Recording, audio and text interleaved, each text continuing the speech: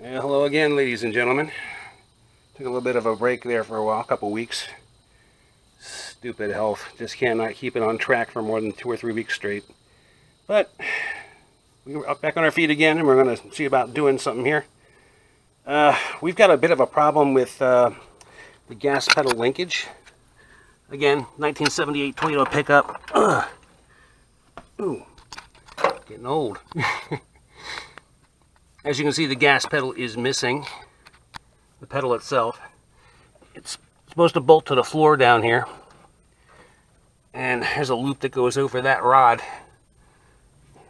and pivots. I've been driving like this for a while. The pedal has not been a big deal, but I think there's a problem with this linkage. It is, after all, 40 years old, and I think it's got some wear spots in it. And what it's doing is, occasionally it'll feel like it gets a little stuck, allowing the throttle. Try again. The throttle butterflies in the carburetor to close too much. This causes backfiring when I take my foot off the gas cruising down in gear. Or if I just shove the clutch in and don't touch the pedal, it just winds down and chugs in bad idle and wants to die, and sometimes will die. So I'm pretty sure there's a wear spot in there that's causing that. And see if we can see anything. You see how this rod is here? It goes up and into a bracket there. I think there's a wear spot on that rod where that bracket rubs against it. I don't see any bushings in there. And I've checked contemporary Toyota parts drawings. You can't find them for the truck, but I can find them for everything else, like Corolla, Corona, Celicas, 78 through 80, all about the same. It's all the same kind of setup. It's just different pieces. This is a strict rod system. It's not a throttle cable system. Hang on, let me get my hat out of the way. It's falling off. 100% real, folks. But there you go. But you see, you push that down and it lifts that gold rod going straight up, and that's connected to a bell crank which goes through the firewall. And I'll show you the other side of that, just so you have an idea of what I'm looking at.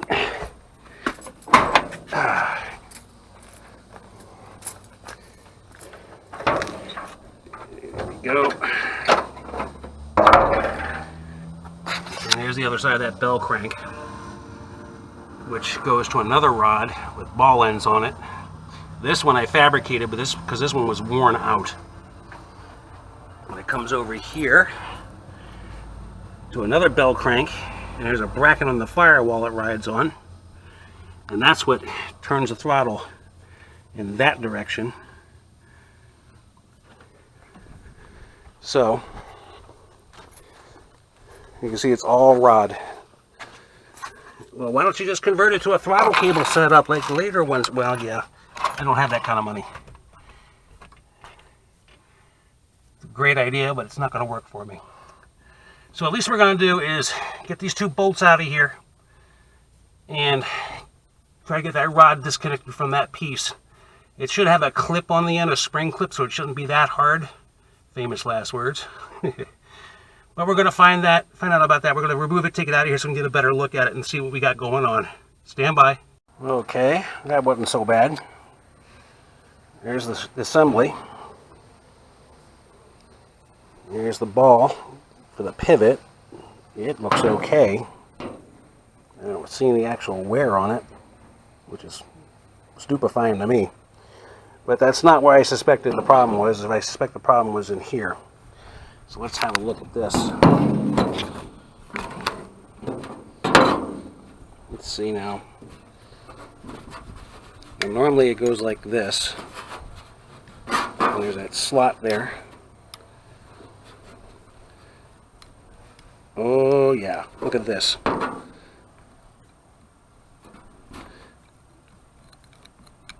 don't know if you can see that movement or not. You can see that thing's moving inside that bracket.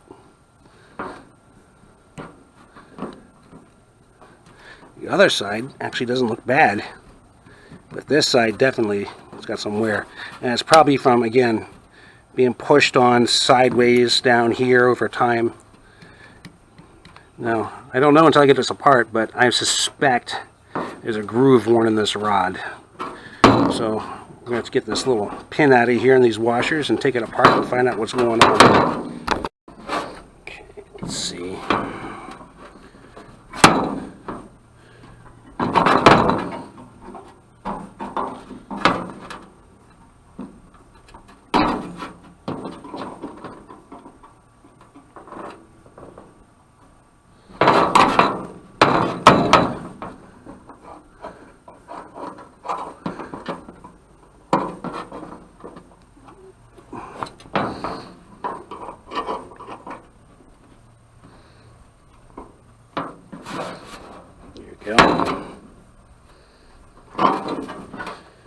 May have to replace the split pin.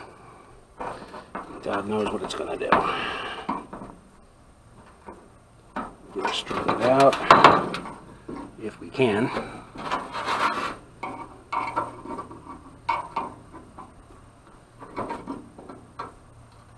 There we go.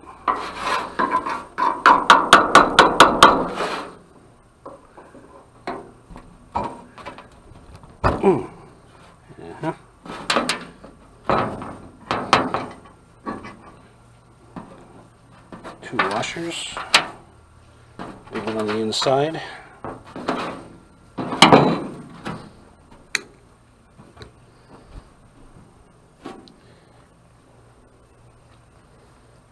See about unhooking that spring, maybe.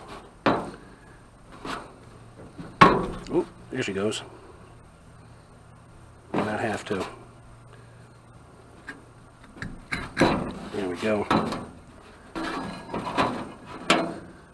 And just a single washer on the inside. You can see I've had that oiled. Yeah. Stand by, let me get this cleaned up for you. Yep, just what I suspected. Right, there we go. See that groove worn in there?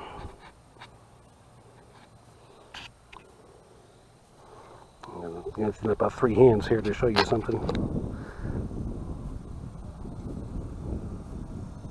Yeah, see? Listen. Yeah, that's worn about a 1/16 of an inch deep. It's out of round, and it's only on the top. A little wear on the bottom, but it's not bad. The other side has a little bit of a groove on it.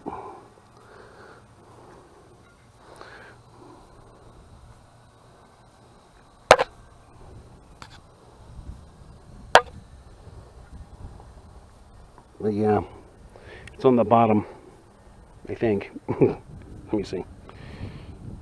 It goes like that. Yeah, it's on the bottom side. Right there.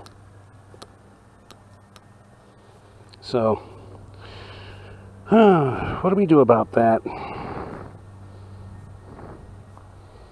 Well, I got a couple ideas.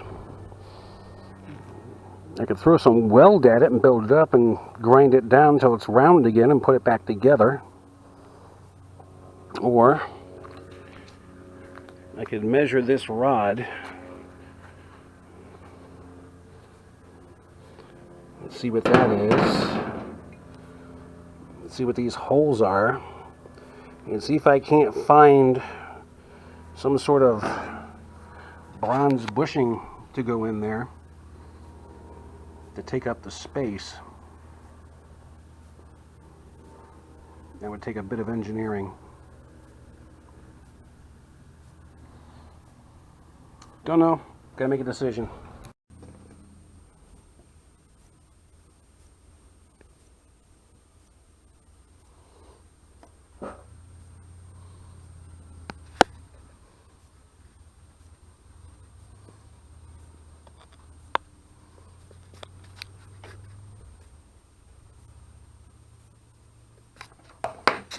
Okay, so it's a couple days later.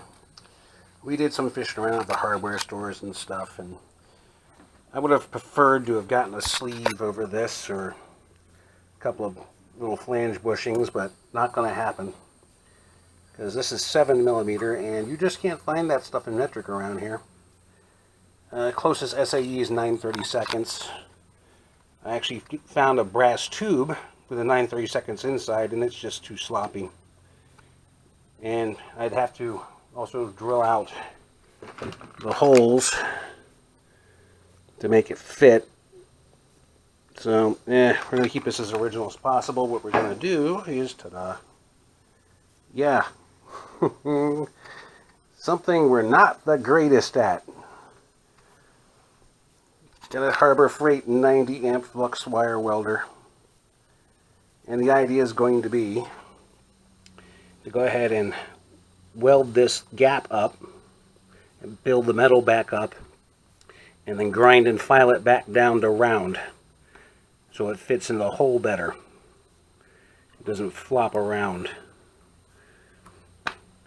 And that's about the best we're going to be able to do. Got my 7mm wrench, and I'm going to use this to check the clearance on it as I go. See, it's exactly 7mm. No click, no play. You can hear it down there.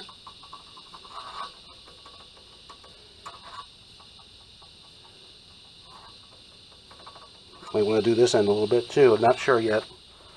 But I'll get after it and see what we got going on. Got the tools, what the hell. We'll give it a shot. Just going to take my time, see how it goes. Here we go. Got some blob in there. I've already taken it down a little bit with the grinder. Just got to file her down a little bit and see what we get. Sorry, neighbor's cutting his grass. It's Sunday.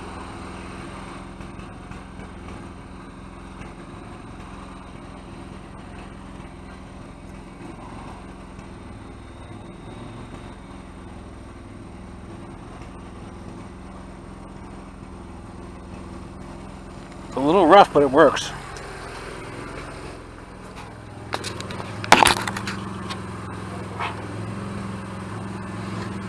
Let's see.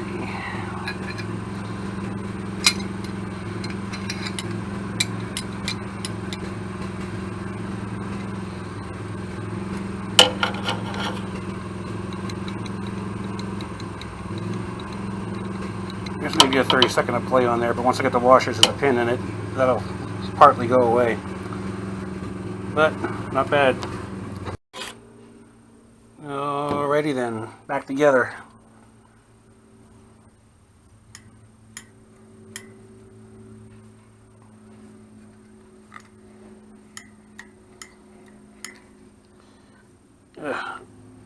Barely get any play up here at all, which is good.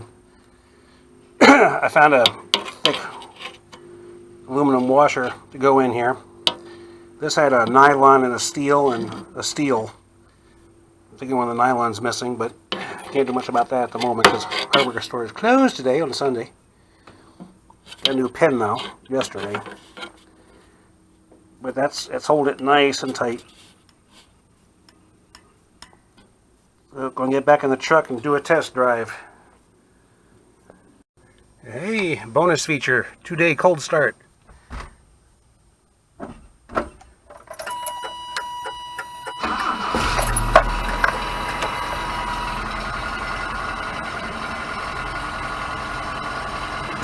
Hot damn, I love it when stuff works.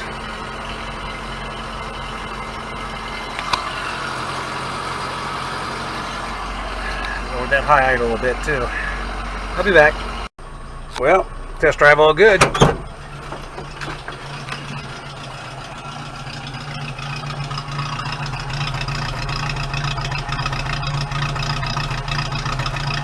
Still just a touch skippy, but that's not horrible. Every time I took my foot off and had it out of gear, drop right back to normal idle. No more problems, thank God. Been living with that for years. But there you go. There's a fix and something to look for on these older trucks, especially the pre-79 Toyotas. The 79 up may have the same thing, I don't know. It looks like it's got the same sort of setup down there with that bracket. But, you know, things wear after a while. You got to have a look at them, see what they do. But there we go, another repair, another happy customer. Great when you can please yourself, always good. There you go, all done. Thanks for stopping by, thanks for having a look. Hope this helps somebody out there. We'll see you next time.